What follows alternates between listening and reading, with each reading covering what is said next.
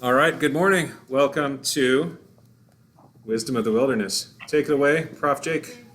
Alan, Yes. Spencer, Oh, awake sorry. already? Come Well, today, instead of doing Wisdom of the Wilderness, I thought we would try a new book called Taxidermy 101. This way, when you're out in the wilderness and you get something, we can learn how to stuff it. So Alan has your books. No, I'm just kidding. All right. So we'll continue on with Wisdom of the Wilderness. And we are at the point of the book that is on mine. Book is 45, and it's called Guidance and Teaching. So page 45, Guidance and Teaching. It is difficult to describe the deep sense of guidance I experienced at times like this. I give words to it. Yes, no, this, not that, now, not yet.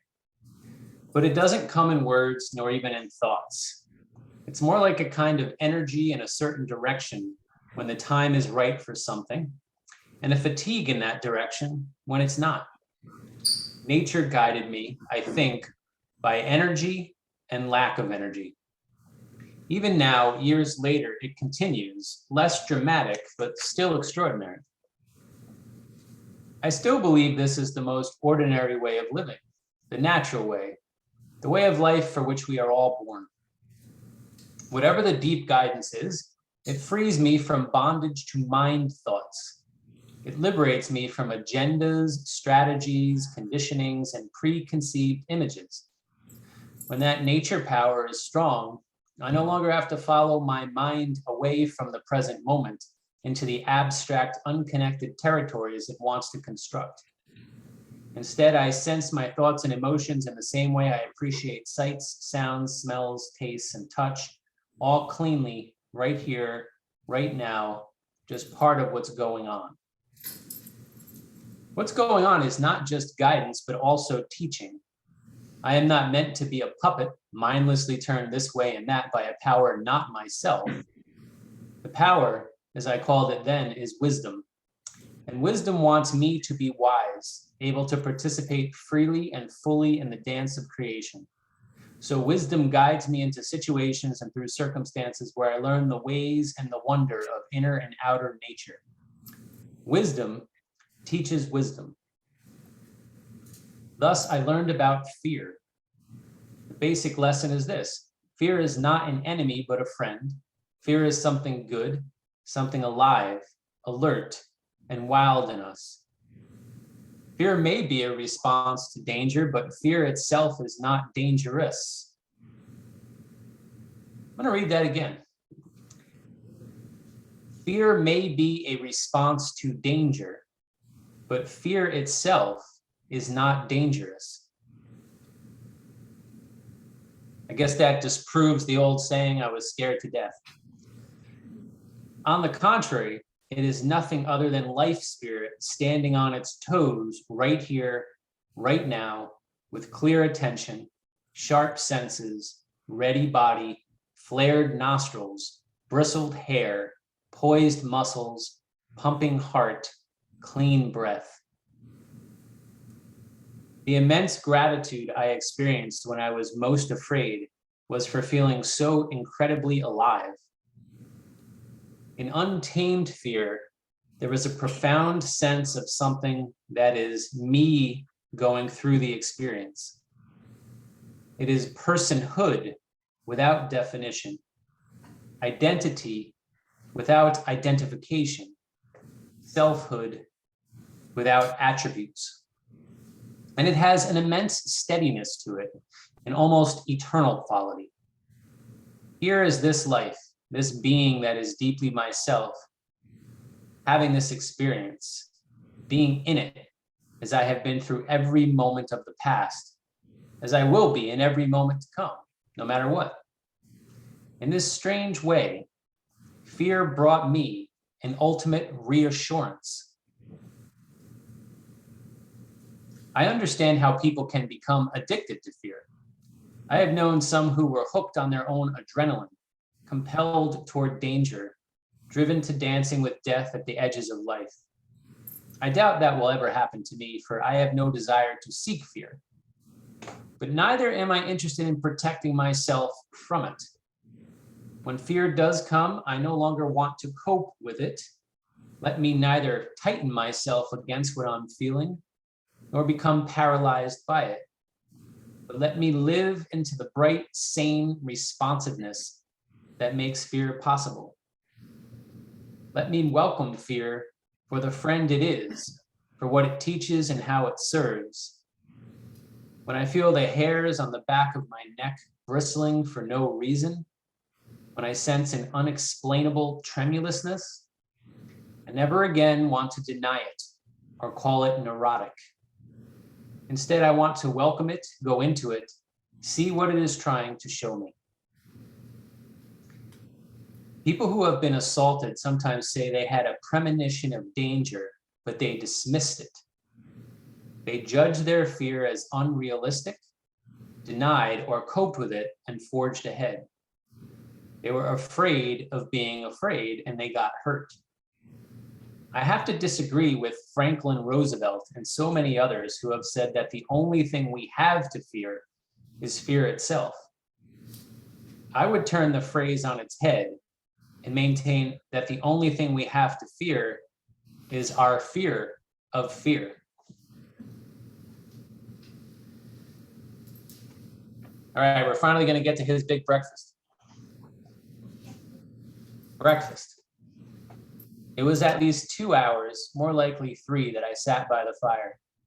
And every time I'd think of breakfast, I'd have the same fatigue feeling. No, not yet. I sat there until my coffee was finished, and then I just sat there. I looked up and down the wintry hillside, at the ice-broken trees, at shadows and leaf piles that took on the appearance of frozen people. I stared at tiny crevices and faraway rocks and thought I saw them move. I listened to the stream, and there were no voices in the daylight. I gazed into the glowing fire. I smelled pine sap in the smoke. Perhaps I slept.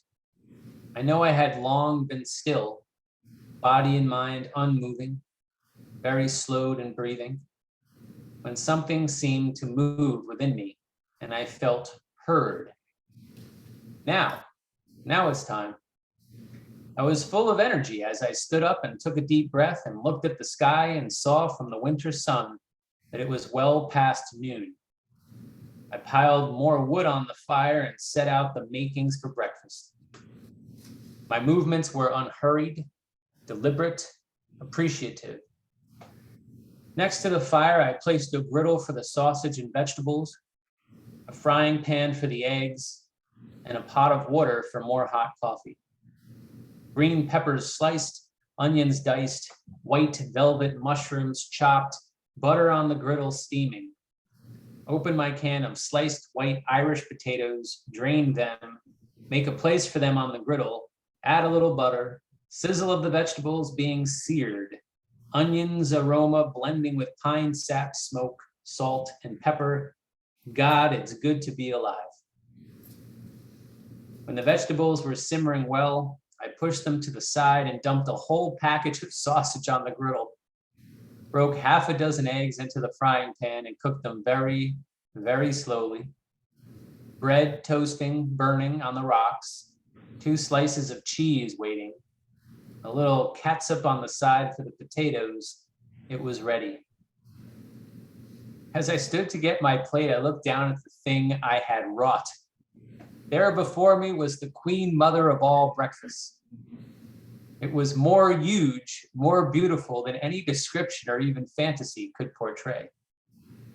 My single plan had been fulfilled beyond all dreaming. I went to the car and took out my camera and snapped 4 photographs of the breakfast, 1 from each point of the compass. Then I sat and ate. I ate everything. Somewhere toward the end, well into the afternoon, I put down my coffee and opened a beer. That night, snuggled in my double sleeping bags, I slept the whole night through. No stream voices or snow crunches, not even any dreams that I recall. I did not eat again the whole time I was there. It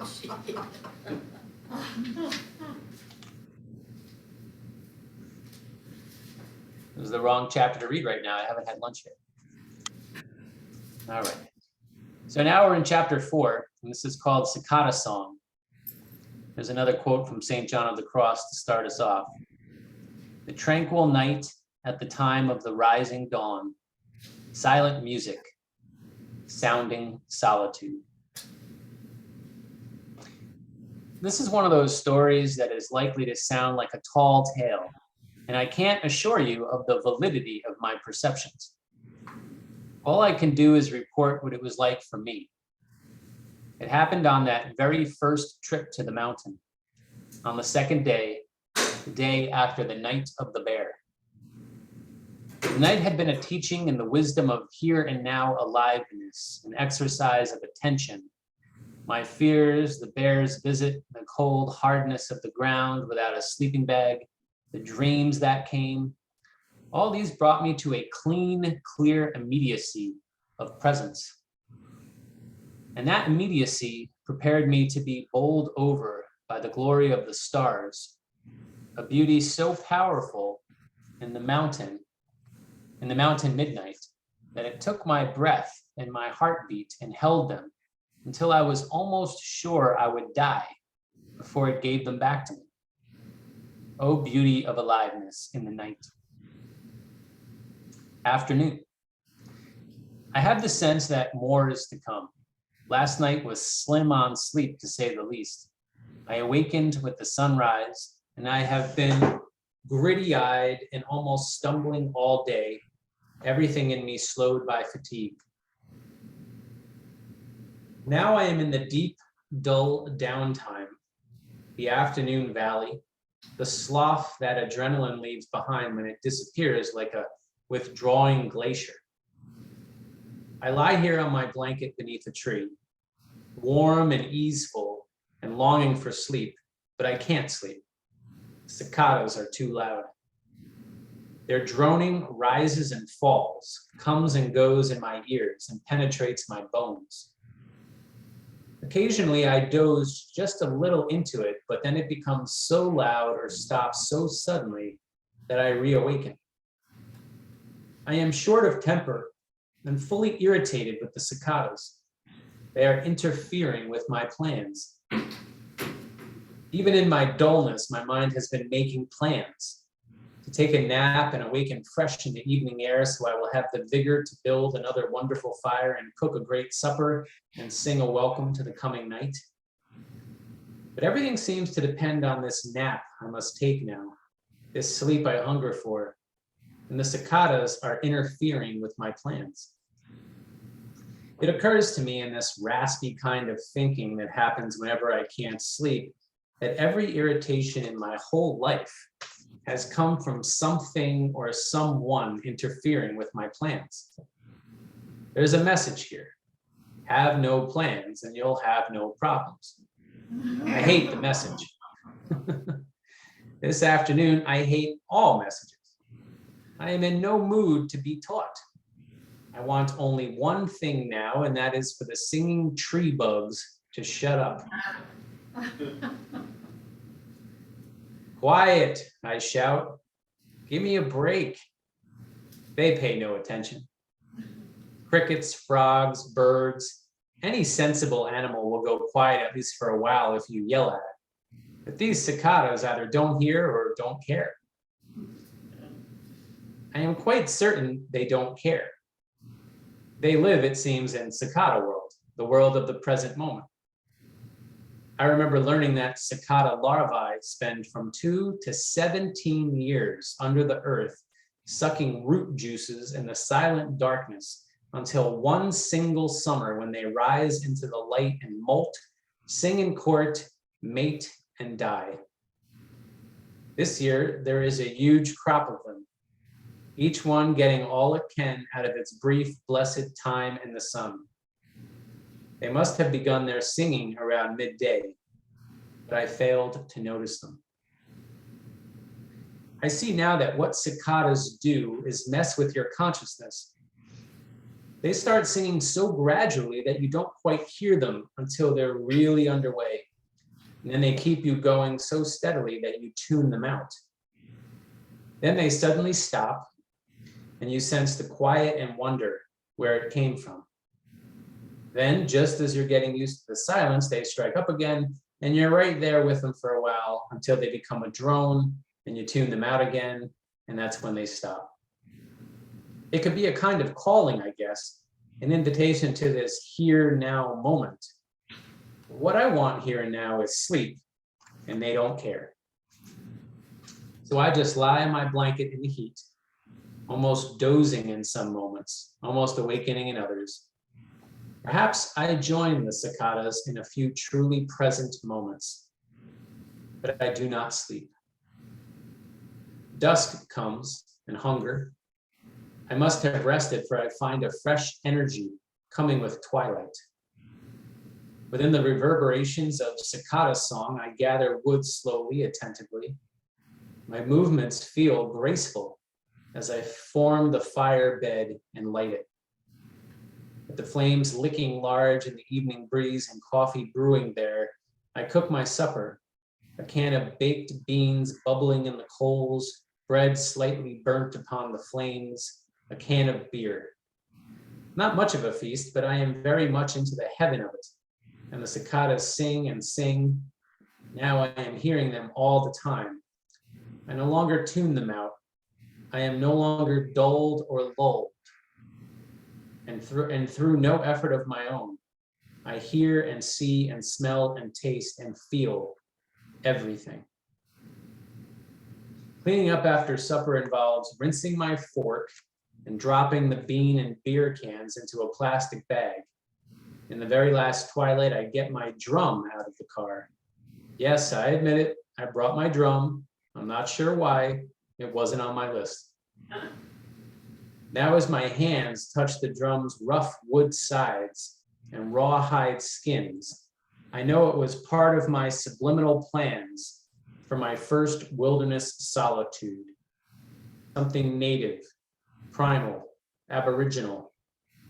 I remember the Native American woman who sold it to me months before. She said traditionally only men played such a drum, and I should beat it with a stick, never with my hands. She said the drum beat was the heartbeat of the earth. Now I am sitting cross-legged by the fire with this gentle drum on my lap and my right hand holding the leather drumstick poised. I feel totally silly. It is difficult to be embarrassed all alone in the middle of nowhere, but I have accomplished it. Here I am, a middle-aged, middle-class white man from the suburbs sitting by a fire all alone in the mountains with a drum in my lap. I have no context for it, no tradition, no meaning. Perhaps one of my ancient ancestors once sat by a fire and beat a drum, but there is no memory in my family of such a thing. No memory in me. Is this drum supposed to symbolize something for me? Could it be the heartbeat of the earth? I think not. I glance into the darkness, expecting someone there, the long dead ghost of some true aboriginal, pointing at me and laughing. I feel my face warming. It could be the fire heat, but I'm pretty sure I'm blushing. If I beat this drum now, who will hear it? A skunk or two, a rabbit, perhaps a family of possums, the bear who came last night. I know the cicadas won't care. What will any of them care? I strike the drum. It utters a dull thump, no resonance, no reverberation. The sound dead immediately, muffled in the trees, absorbed in cicada sound. I strike the drum twice more, 3 more times, and each beat is taken into the trees and into the song of the cicadas, digested there and gone. I feel small and somehow empty here by the fire in the center of this great sphere of night. My drum sound seems hopelessly impotent, helplessly overwhelmed by the loudness of the cicadas and the heaviness of the trees. Again, some vague plan of mine is defeated, Yet I suddenly realized that I am again wholly and completely in the present moment. I stop, the drumstick poised in midair, and for the first time, I really listen to the cicadas. They sing now in the night just as they have sung through the afternoon and evening. 1,000 times they have called me to the present moment, and yet I have not, until now, truly listened to them. Not directly, not with my ears perked towards them. I sit without moving for a long time, hearing them head on, more attentive than I have been at any time since the bear last night. I am learning something about the cicadas this way. Some mystery is disclosing itself. In the great undulating drone of their song, I discern the sounds of individual cicadas, each contributing its own pitch and resonance. It is not just one sound, but a vast composite, a texture woven of multiple buzzings. And the rise and fall of the sound comes from the simple number of insects who buzz, each in its own way, part of the whole. I noticed that the drone is not a steady sound at all. It reveals an underlying rhythm. And the rhythm also is a composite, an intricate summation of cadences. One cicada's rhythm joins that of another to generate a third conjoint beat, so that two insects create at least 3 rhythms.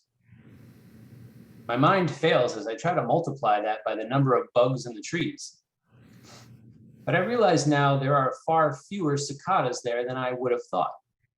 Not thousands, not even hundreds, maybe only a score or 2.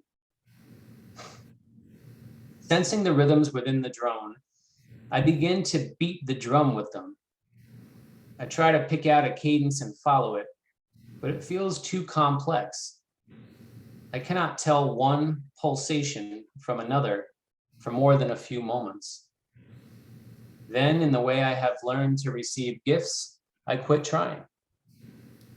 Relaxing, I just beat the drum, allowing my own rhythm to emerge and find its place in the overall sound. Then a wonder. I sense a change in the cicada song, a subtle shift that seems to be a response to my joining them. It is the first and only time I have sensed cicadas responding in any way to my presence. It is completely dispassionate and yet strangely welcoming, as if each insect in its buzzing has adjusted itself a tiny bit to create a space for me, for my sound. I am lost now, lost into the firelights flickering on the tree leaves, warmth mingling with cool night star sparkles, all into the cicada song. I have been shown the way into the joining. I have been guided in a harmony path to a oneness within which I am, once again, freshly and absolutely alive.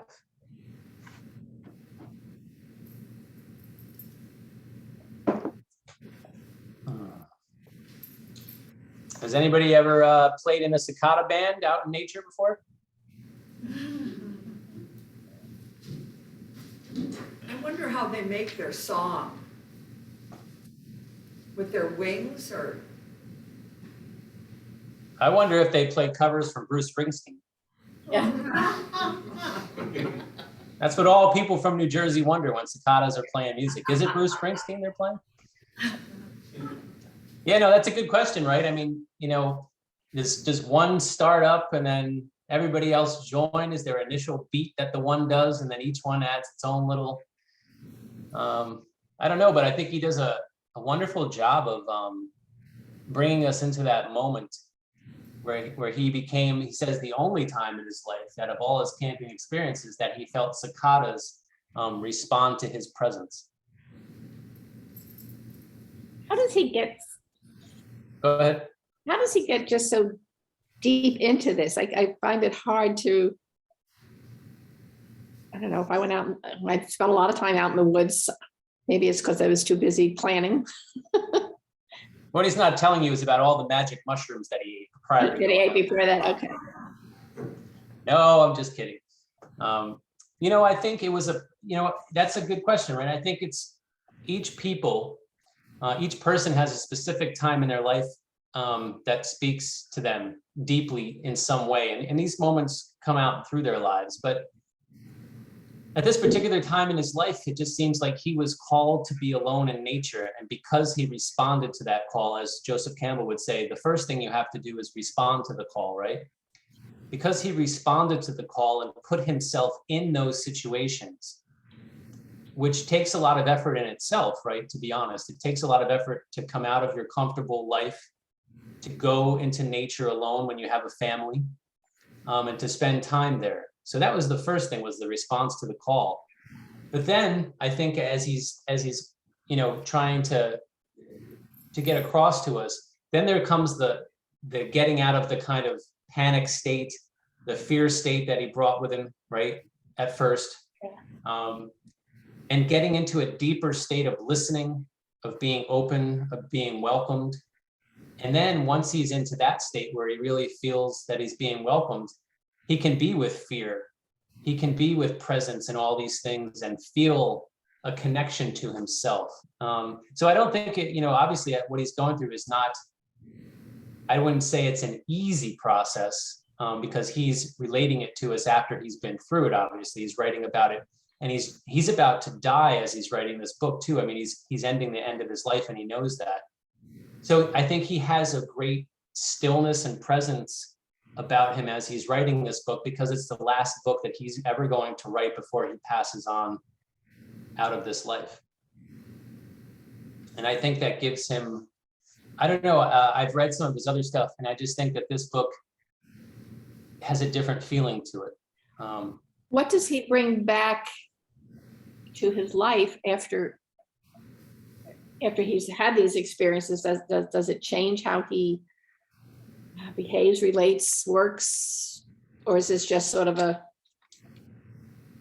trip off into the woods, kind of rejuvenate himself? Well, the interesting thing is you could say that all of this is preparing him for his death. To accept it more acceptingly? Is that the word? That word?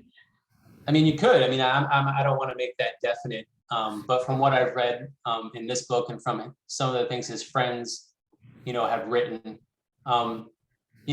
writing this book, going through all those experiences, and then writing this book, knowing it's his last thing that he's going to leave.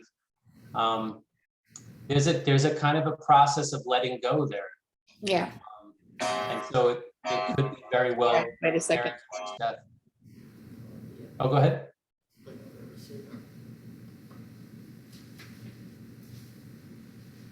Oh, I think she froze. Are you frozen?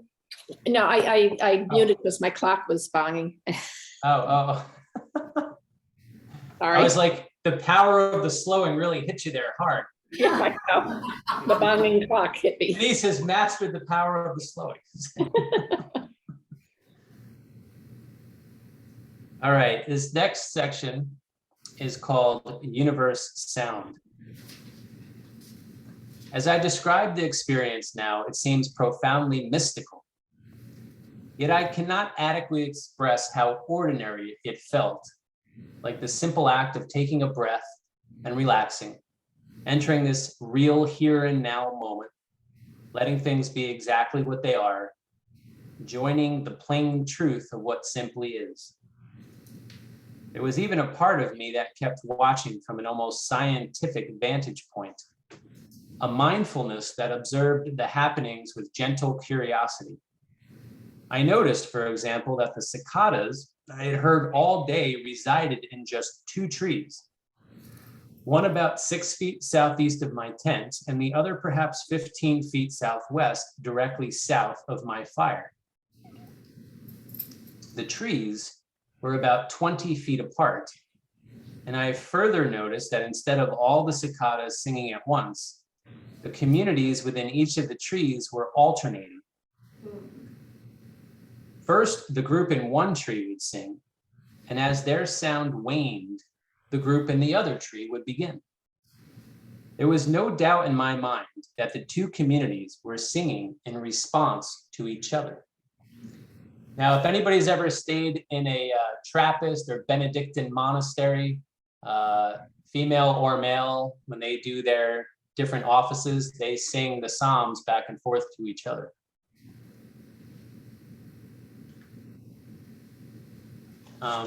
It was only after my drumming had joined the sound of the tree closest to the fire that I sensed this responsive way of singing. The rhythm of my drum beat, which had so gently joined with the group of cicadas in the closest tree, was answering the group in the other tree, becoming softer as their sound rose, growing as theirs ebbed, yet it was also altogether one sound. An ancient Hindu tradition says that if you could go far enough out in space and still hear all the sounds of the earth, they would be joined together in one great resonance, the holy sound of Om. At any given moment, all the buzzing of cicadas, all the jabbering of monkeys, the talking and whispering, laughter, sobs, and screams of people, the rustling of leaves, the crash of surf, all the rush of traffic and clanging of factories, all the sounds of singing and groaning of birds and raindrops, of volcanic eruptions and falling snowflakes combine their diversities into one unity of intonation, the song of the life of the cosmos. I used to think this image was just a symbol. Now I believe it is the truth. I do not remember how the drumming of that evening ended. I know I was very sleepy. The fatigue from the night before had caught up with me. The cicadas were still singing when I went to bed. I remember wondering if they would sing all night and if I would be able to sleep in their sound. But there was no irritation left in my body. All my frustration was gone, dissolved in the experience of unity. I had for a while been a part of their song, and it seemed impossible for it ever again to irritate me. If I slept, I slept. If I lay awake, I would just listen to their singing. Present moment, complete. They had given me that.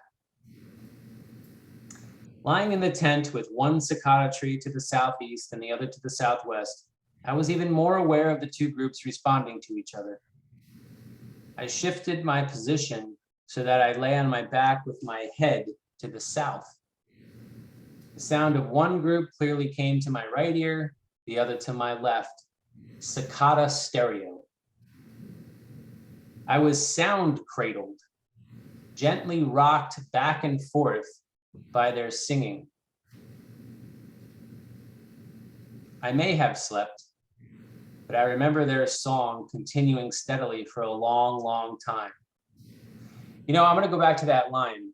I was sound cradled, gently rocked back and forth by their singing. That's very beautiful.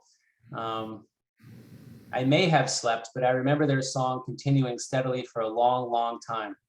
Has anybody in the audience ever experienced cranial sacral therapy? No? It's kind of a lot. Sometimes if massage therapists know it, at the end of the massage, you put your head back and they balance the fluid. Oh, right. Yeah. And then your head slips through their hands. And it's a feeling of being so perfectly balanced when your head slips through their hands and your fluid has been balanced in your sacral region. It's just like it's hard to describe the experience. You just feel so centered in your body. It just reminded me of that. Somewhere in the middle of the night, I became aware that the sound was softening. I listened more carefully and realized that very gradually, with each response, one or two cicadas stopped singing. Somehow I knew it was related to the temperature. the slowly deepening coolness of night stilling the voice of one cicada, then another. Each response was almost imperceptibly quieter than the last. I rolled onto my stomach and lay very still, completely charmed by the subtle decrescendo, the most gradual drifting away of any sound I have ever heard. Before long, only a few bugs were singing, and then finally only one in each tree. It was well into the night, and I was both tired and entranced. But I am as certain as I can be that what I perceived next really happened. The two still singing cicadas slowly moved down their respective tree trunks to the ground. At first, their sound had come from quite high above me. Now it was at ground level, the level of my ears. It took them perhaps 10 minutes to reach the ground, and then they began to move across the ground, crawling toward each other. As they drew closer together, the responsiveness of their songs blended more and more quickly until one would begin before the other was finished. And their sound was more harmony than response. Finally, they met each other between the trees. They sang as one for a few moments, and then were still. The night was utterly silent, and I went to sleep in wonder. I have had many strange experiences lying alone in my tent at night, some of which I'm sure must have been hallucinations or dreams. But this meeting of the two final cicadas was an actual event. In my mind the next morning, I figured it must have had something to do with cicada romance, some kind of elaborate courtships, perhaps a mating ritual that protects against cicada inbreeding, an instinctive mixing of the gene pool with the tribe of another tree. But later, I learned that only the males sing. Only males have the tiny membranes on their abdomens with which to make their sound. So I have no idea what they were doing. Those two emissaries meeting between their respective trees. It is just fine that I do not know what their cicada purpose was. It is enough to know what they did for me that night. They showed me the joining and brought me as deeply into the present moment as I have ever been.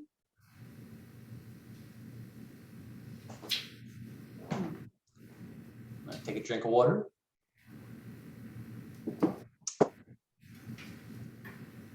You guys should have Alan make you some martinis, you know. Come on, Alan, you know, what's going on back there? Next section is wild contemplation. When the cicadas were interfering with my plans to take a nap, I felt they were manipulating my attention. They would wake me up to the present moment by suddenly beginning to sing.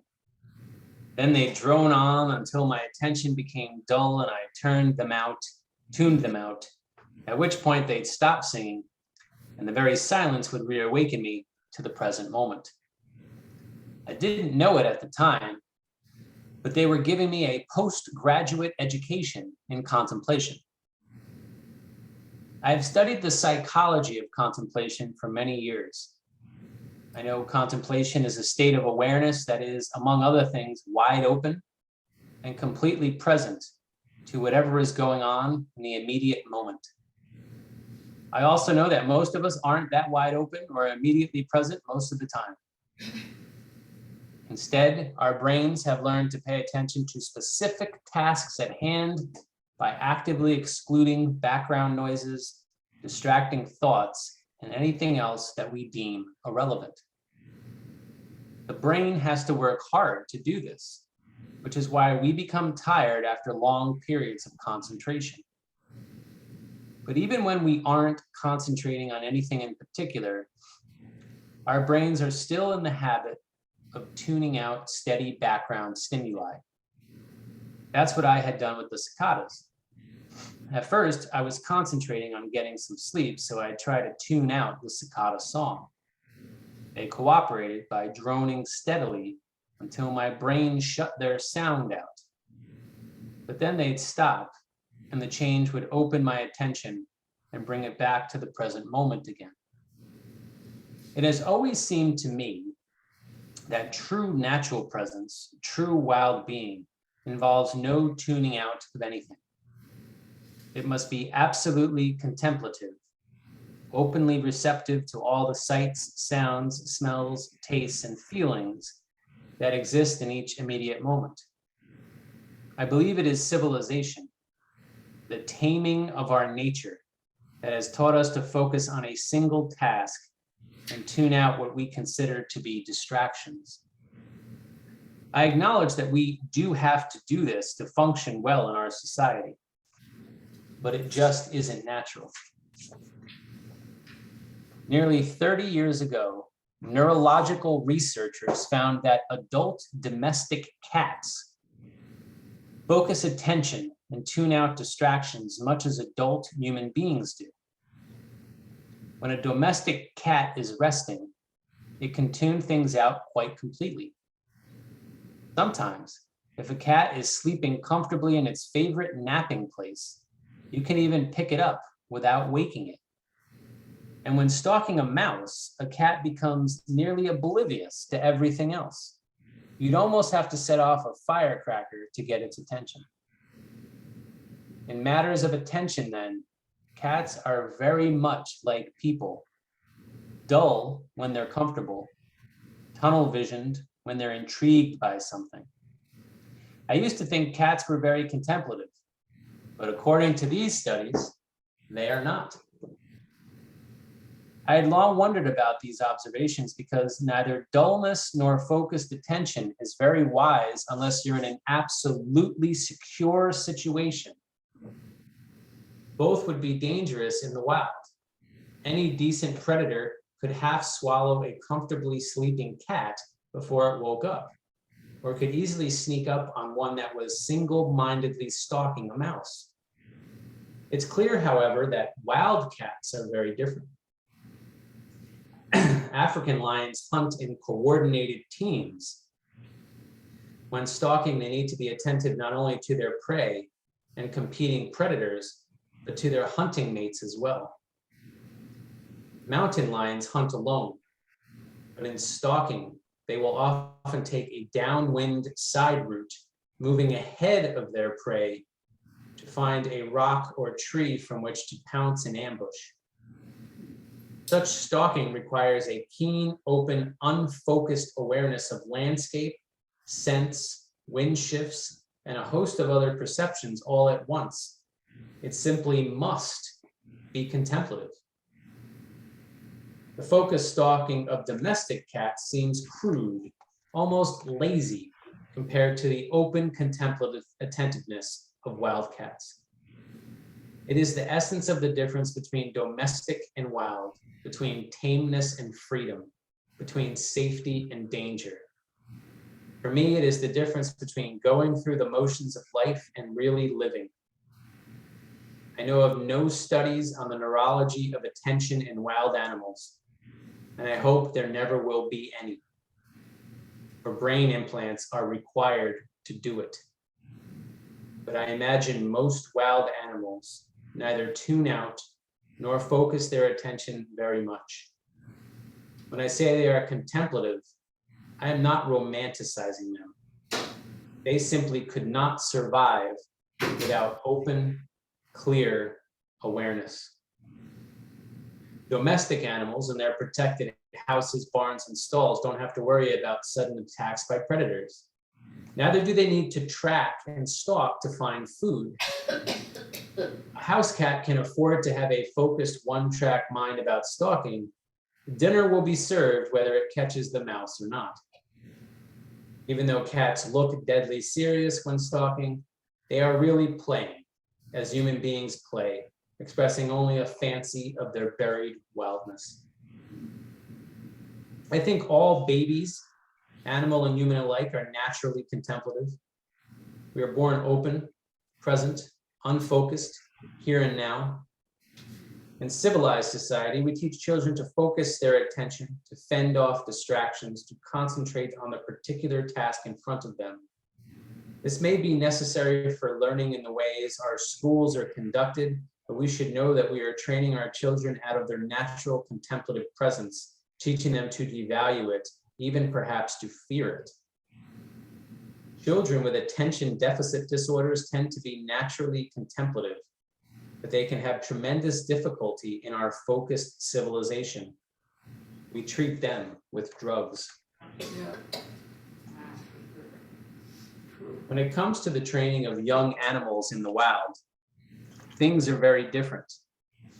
Whereas human teachers tell children to pay attention to one thing at a time, I am convinced mother mountain lions, wolves, and other predators teach their young the opposite, not to become too absorbed in any one thing, to keep their senses open. These animal teachers hone the natural contemplative awareness of their young. A mountain lion cub, like a young human child, easily becomes preoccupied with a plaything. At such times, it is especially vulnerable to attack.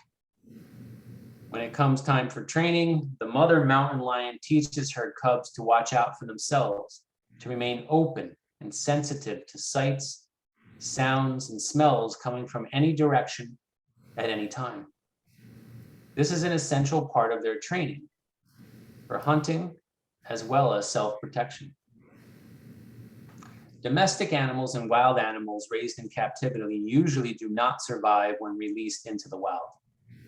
They do not know how to hunt, and they are too trusting to protect themselves from predators. If such are the effects of domestication upon animals, what price do we human beings pay for our civilized awareness? By the time we reach adulthood, most of us are so conditioned to focusing attention that the concentrated one-track mind is the only way we have of approaching situations. As we mature, we may be vaguely aware of missing something, but we are too far away from it even to give it a name. What we are missing is fullness of life. To put it simply, in concentrating on one thing at a time, we miss everything else. Going shopping, we miss the sky. Doing work, we miss the singing of birds. In conversation with one person, we ignore the presence of others. Through it all, we fail to appreciate our own precious being. The soft flow of breath, the beating of heart, the subtle beauty and wisdom of body, the sheer pristine wonder of being aware. One could say these are only aesthetic qualities, unimportant in handling the real tasks of daily life, but our handicapped awareness has serious and far-reaching practical implications as well. Like domesticated animals, we are completely unprepared for the wild outdoors, the wild in our cities, the wild in our own psyches. In any of these places, we panic when we're lost and afraid. We frantically concentrate our attention here and there, following non-existent tracks, unaware of 1,000 clues from sky and light and smell, and inner wisdom that could tell us where to go and what to do. Feeling so divorced from the nature within and around us, we make wildness an adversary that we must tame rather than join, master rather than learn from. Whenever we find it, we feel we must force nature into the tunnel of our own concentrated vision. That's what brings us to manage natural resources, engineer social change, strategize our child rearing and human relationships, control our emotions, and cope with our stresses. There are, of course, places for focused awareness. I'm happy that my airline pilot and my surgeon are able to concentrate on their checklists and technical procedures. But I hope they have plenty of contemplative presence as well. When the checklist is complete, I hope my pilot will be open to all stimuli at once: the sound of the engines, the look of the surrounding sky, the feel of the controls, simply present to everything as a whole, And I hope my surgeon will pause frequently to take a breath and sense the subtleties that don't fit into lists and procedures, to be attentive, not just to the rate of my pulse and breath, but to their gentle rhythms as well. And to all the sights and sounds and smells and feelings and intuitions of each precious moment. In any activity, in any setting, it is this contemplative possibility that makes the difference between simple technical correctness and truly accurate responsiveness. My hunch is that life needs 95% openness and 5% concentration. And we have the proportions reversed. I wish we could encourage our children's natural contemplative awareness, as well as their capacity to concentrate. And I wish that we adults who have been trained away from contemplative presence could have a teacher to show us where the present moment is.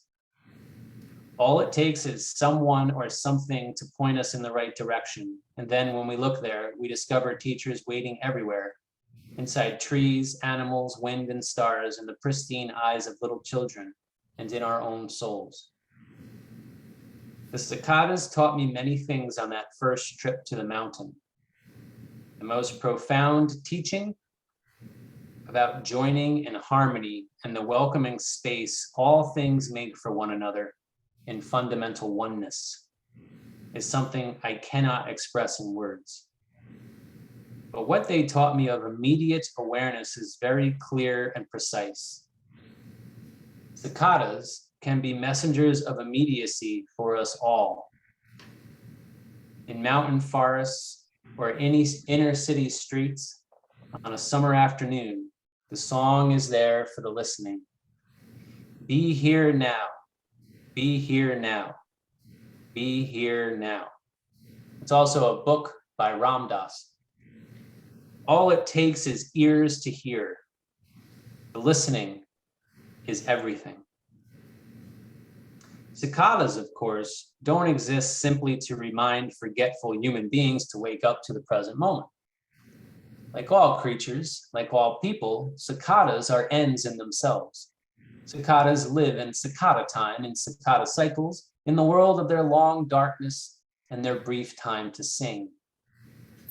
But in the interconnectedness of everything, rays of cicada song, tendrils of cicada presence, spin out to touch and enter the worlds around them, to interweave with the lives of other bugs and of trees and earth and birds and human beings.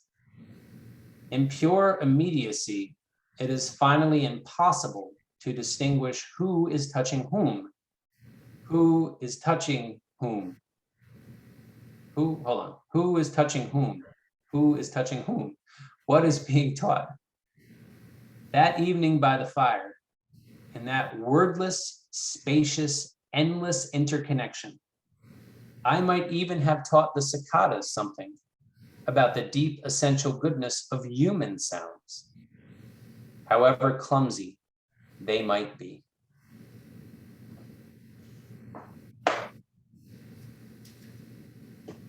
Well, my wayfarers on the Wisdom of the Wilderness Trail, we will end there today.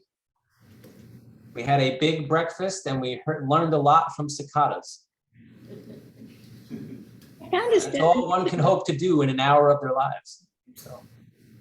I guess I was surprised by his definition of contemplative. I had the opposite definition in my mind.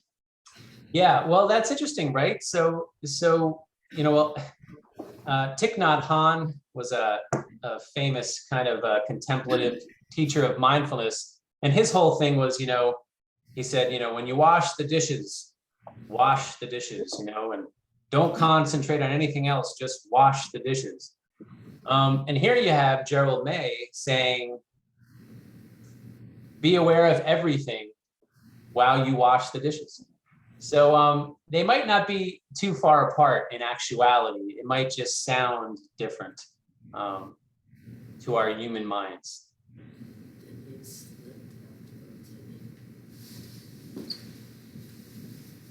comments? So, translating that to interacting with other people. So often when we are with somebody or with a group, we're thinking about other things. Or we're in the dining room and we're looking around for other people instead of engaging with the person near us. And one of the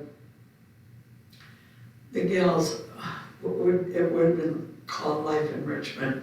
It wasn't then, but she talked about engaging with people in the health center or in memory care and looking into their eyes and speaking to them or listening instead of, because sometimes there's nothing going on there. Your mind wanders and you think about other people. But I thought that was a really good lesson. Yeah, well, when I used to live in Seattle and before COVID started, I used to come on Sundays and read to the people in the memory care unit and interact with them. And it is very important to stay in those moments with them because every once in a while, one of them will come back to the present. And it's very important to stay with them in that moment because it's almost like a miracle in that moment. I don't know if you've ever seen the movie The Notebook, when he dances with his wife at the end and she comes back. It was very much like that. And my wife would be there. She would be kind of in the, sitting in the background watching this, but she was always amazed because every once in a while, one of the residents would have a moment where they would remember things and even remember me. They're like, didn't you read a book to us last week about butterflies? And I was like, yeah. And it was just a miracle, a minor just moment of miracle. And then the next moment, that that was gone. But it doesn't diminish, what happened in that moment. It doesn't mean that it might not happen again too. So that's a very good point about remaining if you can, remaining in that moment, because you never know what will happen that will be miraculous in that moment. And that can be a form of contemplation. Very much so. What a great thing you did. Yeah, it was unfortunate because I did that at two different residences, one in Seattle and one in Redmond, Washington, where I was living. And then, COVID hit. So then I would read to them online like this, but it wasn't the same. You need to really be present with the people in those units. Like with you all, I can read from here, but with them, you really need to be in the same room with them. There's something about the physical closeness that can somehow help them to come out of that. So it's very important, that physical intimacy. Yeah. Well, until we meet again next Tuesday, I wish you all peace. Okay, thanks. Have a good